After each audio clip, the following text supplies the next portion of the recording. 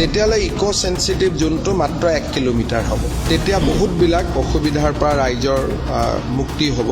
Eco sensitive জোনত অভয়াৰণ্যৰ প্ৰায় 1 kilometre দূৰত আমি কিছুমান কাম কৰিব নোৱাৰোঁ, কিন্তু চৰকাৰে কাজিৰঙাখন ভাল কৰি নটিফাই কৰি নপঠোৱাৰ কাৰণে এতিয়া বাই ডিফল্ট 10 কিলোমিটাৰ হৈ আছে।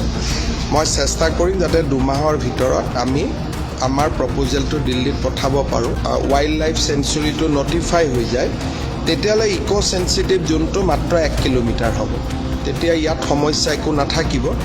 এতিয়া আমাৰ বহুতবিলাক সমস্যা সমাধান হ'ল। আগত যিবিলাক প্ৰপ'জ হৈ আছিল এতিয়া তাক আমি হয় ফাইনেল কৰিলোঁ, নহ'লে আমি ডিনটিফাই কৰিলোঁ।